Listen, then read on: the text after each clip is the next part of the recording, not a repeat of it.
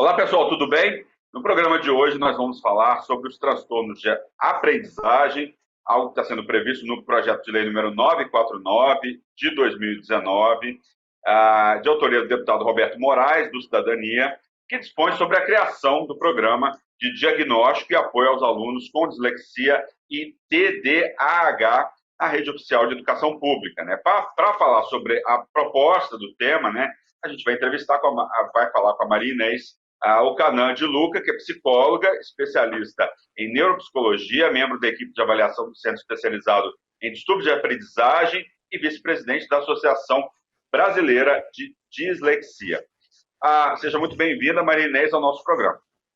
Muito obrigada, e obrigada por darem atenção a esse projeto, que é muito importante para todos nós. Falar de inclusão sempre é muito importante, é um tema necessário e sempre, em qualquer momento, é importante a gente falar dessa questão da inclusão na nossa sociedade. Quanto mais gente incluída, uma sociedade melhor a gente vai ter a partir de então. Eu queria que você falasse um pouco, Marinê, sobre a dislexia e o TDAH e qual a diferença entre eles. Vamos começar do começo, explicando o que são essas questões. São, na verdade, dois transtornos de aprendizagem. Então, eles são tratados, eles são identificados de forma diferenciada, tá?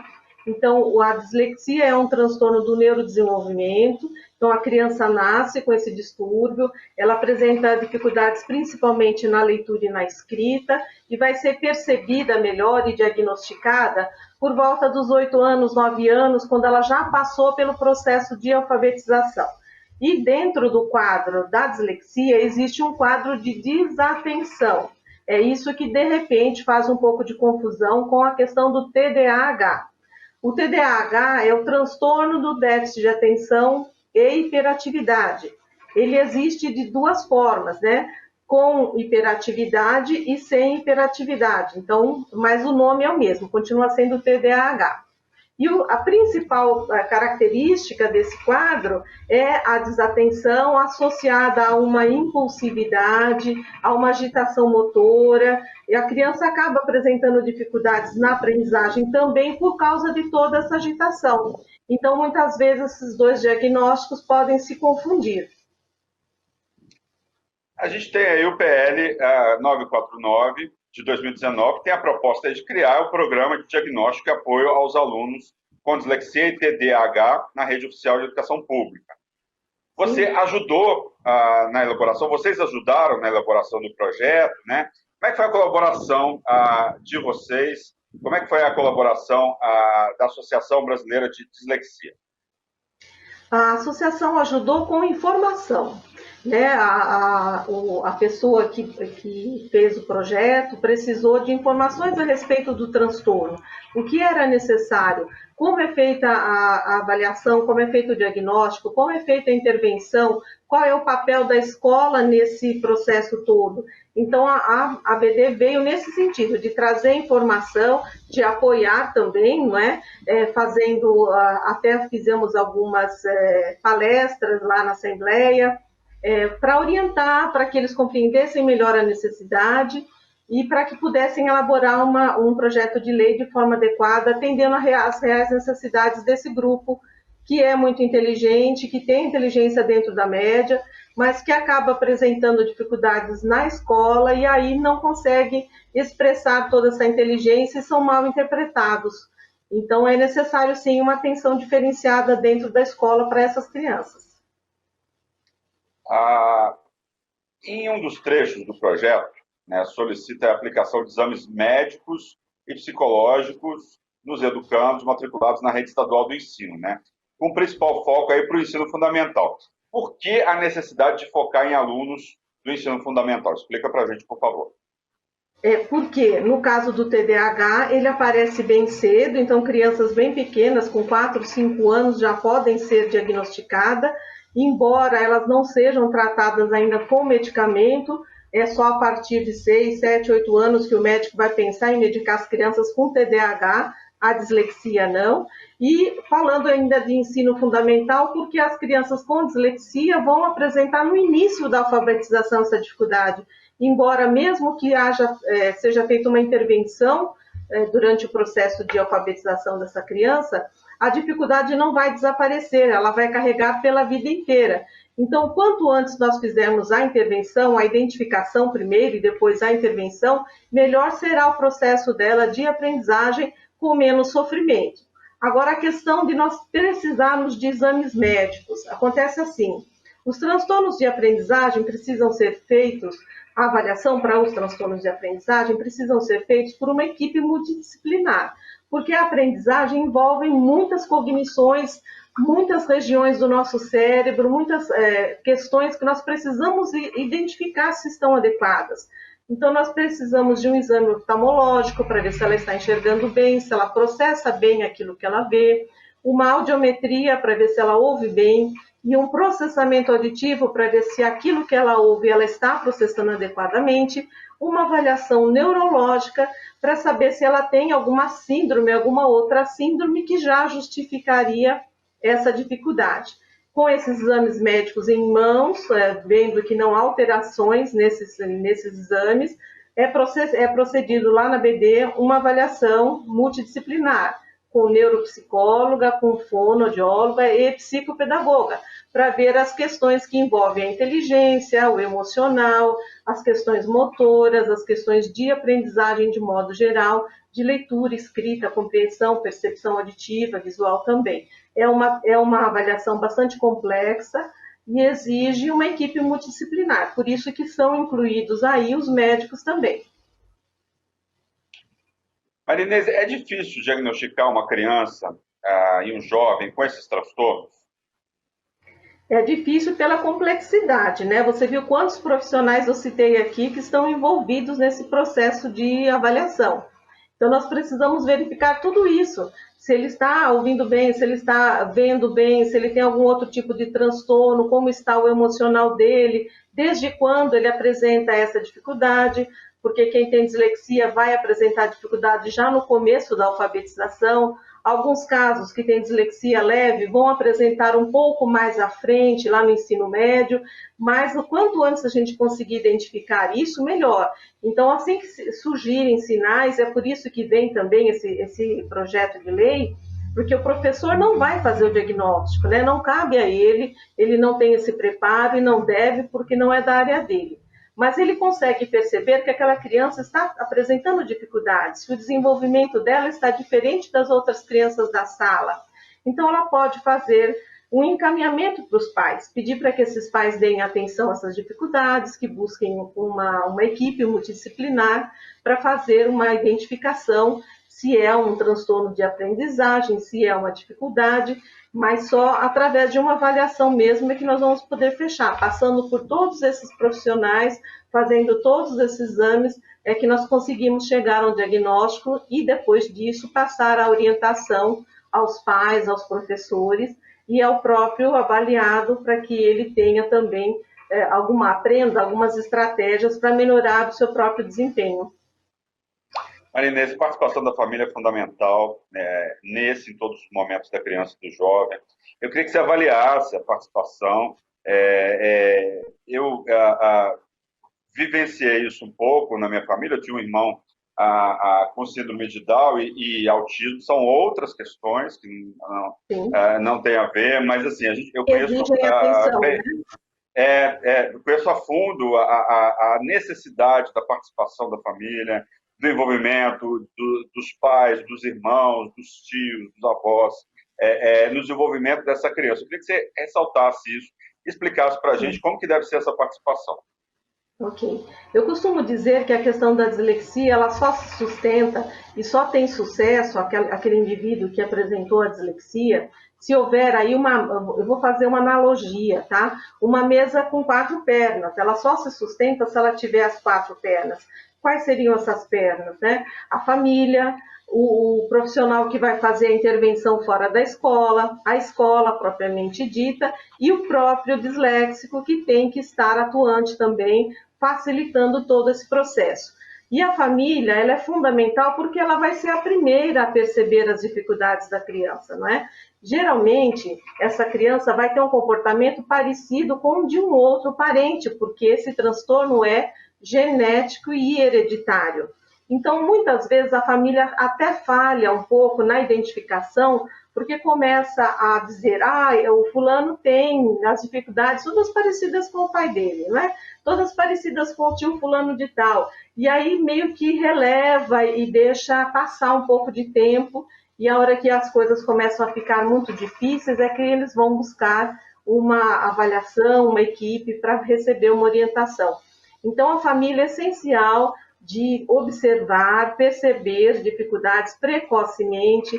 A criança que vai depois ser diagnosticada como tendo dislexia, ela começa a apresentar algumas alterações já no princípio do desenvolvimento. Quando ela começa a andar, às vezes ela anda um pouquinho mais tarde, às vezes fala um pouquinho mais tarde, apresenta dificuldades já no maternal, no infantil, com rimas, com a pintura, ela não pinta dentro do contorno, ela tem uma dificuldade já com essas questões, em às vezes identificar sinais, faz trocas, né, de sinais matemáticos, ela começa a apresentar pequenas alterações. Então já é importante que fique em observação, principalmente se você já tem um indivíduo na família que tem um diagnóstico, porque assim você fica alerta e busca a intervenção, busca o diagnóstico quanto antes para que essa evolução seja um pouco mais tranquila para essa criança. Maria Inês, a gente está numa casa legislativa, uma casa que faz leis, né, que faz as leis serem cumpridas. Eu queria que você falasse um pouco da importância da gente criar mais leis. A legislação que a gente tem hoje, ela é suficiente para a criança com dislexia, de uma maneira geral? É preciso criar outras leis? A lei, ela funciona, ela motiva no primeiro momento, e depois a sociedade adere. Existem leis que não são adotadas pela sociedade em relação à pessoa com deficiência. Eu queria mesmo a sua análise em torno vamos dizer assim, da feitura de leis e da aplicabilidade dessas leis na sociedade, especialmente a sociedade paulista, onde a gente vive. Precisamos ter uma sociedade que seja de fato sensível à diferença, né? Então, se nós tivermos uma sociedade que seja desta forma, que seja sensível, que perceba e que inclua esses indivíduos, nós não precisaríamos nem de leis, não é? Mas nós ainda não alcançamos essa evolução, nós ainda temos pessoas que precisam muito de orientação para saber lidar com o diferente. Porque o que você estava dizendo daquela criança com autismo, o que eu digo do TDAH, o que eu digo da dislexia, funcionam da mesma forma. Nós somos, na verdade, mesmo aqueles que não têm um diagnóstico, que não têm um transtorno nomeado, nós somos todos diferentes. E a sociedade tem que buscar incluir cada um de nós dentro da nossa capacidade, dentro das nossas possibilidades. Como nós não alcançamos ainda esse grau de evolução, não é? Nós precisamos que hajam leis para orientar essas pessoas, porque elas não têm conhecimento, falta conhecimento.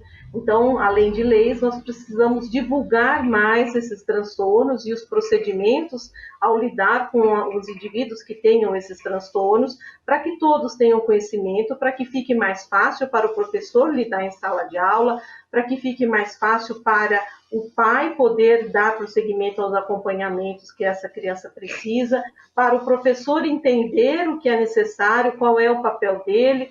Então, a lei vem nesse sentido. A questão, então, da legislação, ela é necessária para que nós possamos passar informações à população, informação à escola, ao professor, aos pais, à sociedade de modo geral, de que existem diferenças, que essas diferenças precisam ser atendidas pelo Estado e pelas famílias e pela escola, e através das leis isso fica regulamentado, isso fica mais fácil de ser seguido, porque cada um vai saber qual é o seu papel dentro dessa questão, como pode atuar e a quem ele pode pedir ajuda quando surgir uma dificuldade deste nível, desta forma que nós estamos falando em termos de transtornos.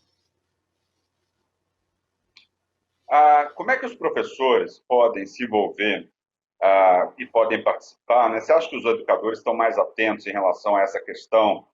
Eles estão preparados para identificar um aluno com dislexia ou TDAH? E como que eles devem fazer, de uma maneira geral? Eu queria mesmo uma orientação sua para os professores, de uma maneira geral. Eles, como eu já mencionei até um pouquinho antes, eles não têm a obrigação de fazer o diagnóstico, isso não. Mas eles podem sim perceber que há uma diferença na evolução daquela criança dentro de sala de aula, se ela é muito agitada, se ela é muito hiperativa, se ela pede a todo momento para ir ao banheiro, se ela interrompe a fala da professora, se ela interrompe a fala do coleguinha de sala. Então, essas são características que um TDAH vai apresentar. E no caso do disléxico, ele vai apresentar assim, ele vai meio que se esquivar das atividades de leitura, ele vai buscar ficar num lugar, num canto na sala, para não chamar muita atenção. Então, quando ele é chamado a ler em voz alta, ele vai se sentir mal, ele vai apresentar, às vezes, alguns sintomas físicos, como dor de cabeça, dor de barriga, vai pedir para sair, vai chorar, vai ter dificuldades em falar em público, né? Principalmente a questão da leitura. A fala não, mas a leitura sim, porque é onde ele tem a maior dificuldade. Então, o professor percebendo um aluno com algumas características destas, pode chamar os pais, não precisa passar diagnóstico, não precisa dizer que a criança tem isso ou aquilo, mas informar as diferenças que ela percebeu, informar, olha, ele está apresentando tal comportamento, a sala toda está caminhando de uma forma, ele está caminhando de outra forma, seria interessante buscar ajuda e indicar os caminhos de ajuda, que é a avaliação por uma equipe multidisciplinar. E aí essa equipe vai fazer a avaliação e vai devolver esse aluno com um relatório, com as características que foram observadas, com o diagnóstico que foi atingido e com orientações para a professora. No caso da dislexia, nós costumamos aconselhar os professores a lerem em voz alta as questões das provas para os seus alunos, a colherem respostas emitidas oralmente, a fazer provas de formas diferenciadas, a dar mais tempo para esse aluno responder à prova, porque ele leva tempo para decodificar aquilo que leu. Então, a gente passa para a escola também algumas dicas de como proceder com aquele aluno que foi avaliado e foi identificada a dificuldade dele. Como identificar, né, quais são os primeiros sinais que os pais devem ficar atentos, que os professores devem ficar atentos em relação à criança e o jovem? Então, eu já citei algumas coisas do início lá da evolução, um pouco de atraso no andar, no falar, algumas dificuldades com rimas, algumas dificuldades desse tipo, que podem evoluir normalmente e depois não ser um transtorno algum. Quando ele chega até a escola, os professores e os pais vão começar a perceber que a evolução dessa criança em termos de leitura e escrita é mais lento que os demais. Eles têm dificuldades com rimas, eles têm dificuldades para juntar as sílabas, para às vezes começar a reconhecer as letras, porque eles não fazem a relação fonema-grafema, a relação do som com a grafia daquele som, entendeu? Essa é a principal dificuldade. Então, eles fazem trocas aleatórias, eles trocam muitas letras que são parecidas na forma, como o P e o Q, o D e o B. Eles trocam letras que são parecidas na fonética, no som, como o F e o V. Então, eles começam a fazer essas trocas, eles começam a evitar as situações de leitura, eles começam a se afastar dos livros, eles chegam em casa, não querem fazer lição de casa, demoram muito a fazer lição de casa. Essa é uma queixa que os pais sempre me trazem, que fazer lição de casa com um aluno que tem dislexia é um martírio, porque de fato eles se cansam muito dessa atividade e precisam sim de algum apoio dos pais ou de um irmão mais velho ou de alguém que os acompanhe durante a feitura da lição de casa. Porque se alguém ler para eles, já vem decodificado, o que é diferente quando eles mesmos leem. Então, se alguém ler para eles, eles fazem uma compreensão daquilo que está sendo lido muito mais rapidamente e a resposta, em geral, é eficiente, principalmente oralmente, quando eles não precisam parar e pensar como se escreve aquela palavra. Então, eles demoram muito a responder provas por escrito. E é por isso que a gente pede tempo a mais para que eles respondam provas em sala de aula. E isso vale não só para o ensino fundamental, mas para o ensino médio, até para a universidade. Eles sempre levam um pouco mais de tempo para responder tudo aquilo que é necessário que seja respondido pela escrita. Fala um pouco para a gente do trabalho da Associação Brasileira de Dislexia e a importância dele. Tá. A Associação Brasileira de Dislexia existe desde 1983, quando um pai que tinha um filho com dificuldades de aprendizagem não encontrou no Brasil ninguém para dizer para ele o que é que essa criança tinha, qual era a dificuldade dele e o que ele precisava fazer. E aí ele foi até a Inglaterra, fez o diagnóstico lá na Inglaterra, e a partir daí, quando voltou ao Brasil, organizou pessoas interessadas no assunto e passou a fazer a divulgação desse transtorno para quem tivesse interesse, para as escolas, para profissionais da saúde, da educação, para até os estados, né, os órgãos governamentais. Depois disso, a BD passou a fazer também a avaliação dessas crianças, porque houve uma necessidade, porque nós tínhamos o conhecimento, mas não tínhamos quem aplicasse isso, quem fizesse o diagnóstico. E depois, então, criou a CEDA, que é o Centro Especializado em Distúrbios de Aprendizagem, que faz especificamente as avaliações, e a BD continua com a missão de divulgar a respeito da dislexia, a formar professores, a formar profissionais da saúde e da educação de modo geral, passando informações. Nós temos cursos específicos para esses profissionais durante todo o ano, palestras também, tanto online como presenciais. A gente deve voltar às presenciais, se Deus quiser, somente em 2021, mas nossa missão é fazer isso, é buscar entre o Estado aquilo que o Estado poderia ajudar, então através de leis, através de apoio, através de divulgação da formação dos seus professores. Nós fizemos uma parceria com o Centro Paula Souza, e nós fizemos treinamentos com todos os professores, basicamente todos os professores das escolas estaduais do estado. Então, a nossa missão é essa, é levar informação, dar formação aos profissionais, buscar ajuda nos órgãos que puderem nos ajudar, para que esses indivíduos tenham uma vida plena, tanto na parte acadêmica, quanto na social, quanto na laboral, porque depois que ele termina o processo acadêmico dele, que ele se forma, ele também vai apresentar alguma dificuldade em relação ao ingresso no mercado de trabalho, porque eles se apresentam como pessoas que têm uma dificuldade maior nas entrevistas de emprego, nos concursos públicos, por ter essa demora na resposta, né, principalmente na resposta escrita, e por apresentar algumas falhas também na escrita, e são mal interpretados como pessoas que são semi-analfabetas, pessoas que têm um grau de inteligência menor, quando isso não é verdadeiro. Então, nossa missão é levar esse conhecimento aos pais, famílias, escolas, Estado, profissionais de saúde e educação, e a quem mais tiver interesse em saber um pouco mais desses indivíduos que são tão especiais para nós. Fala um pouco para a gente do universo de pessoas com dislexia, com TDAH, com outros transtornos. Como é que está isso hoje no Brasil e no estado de São Paulo? Nós temos uma carência de pesquisas que sejam tão amplas em nível de Brasil. Mas se a gente pegar as pesquisas de nível mundial, nós vamos ver que eles consideram entre 8% até 15% da população mundial. Só que fora do Brasil, eles usam o termo learning disability, que aí inclui algumas outras desabilidades, algumas outras dificuldades nesse termo. Então a gente pensa que não seja uma gama tão ampla. Provavelmente está em torno de 8% da população. A Organização Mundial da Saúde chegou a divulgar aqui no Brasil esse número.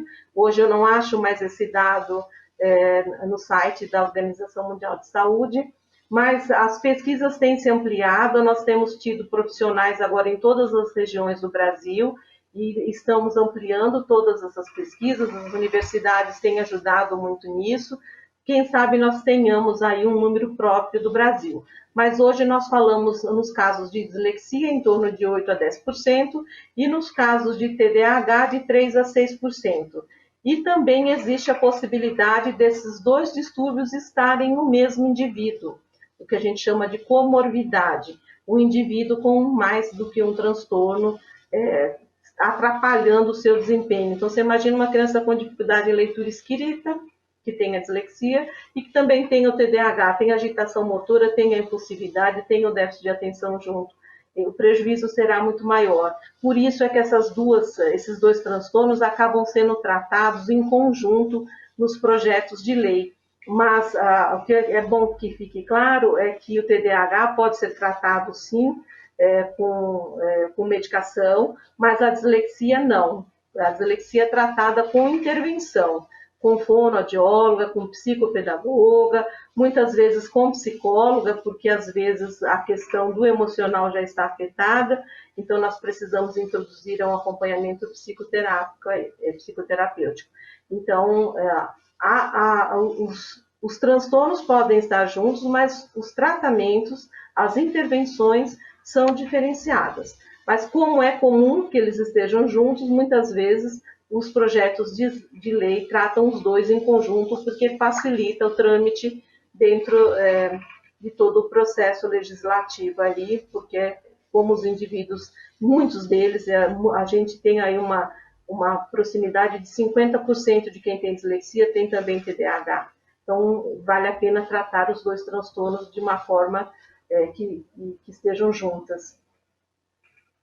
Tá certo, gostaria de agradecer a Maria Inês Ocanã, de Luca, que é psicóloga, especialista em neuropsicologia, membro da equipe de avaliação do Centro Especializado em Distúrbios da Aprendizagem e vice-presidente da Associação Brasileira de Dislexia, a ABD. Muito obrigado pela sua participação aqui no Conexão Legislativa. Eu que agradeço a oportunidade, nos colocamos à disposição, caso tenha ficado alguma dúvida ainda, e coloco à disposição também o nosso site, que é www.dislexia.org.br. Para qualquer dúvida, lá tem também o contato, fale conosco, querendo enviar também dúvidas para que nós respondamos, estamos à disposição, tá?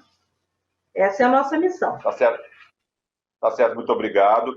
Bem, o Conexão Legislativa de hoje fica por aqui. Lembrando que você pode assistir esse e outros programas da Rede Alesp no nosso canal no YouTube. É só digitar Rede Alesp. Nós voltamos no próximo programa discutindo aí um outro assunto de relevância para a sociedade. Obrigado pela audiência. Tchau.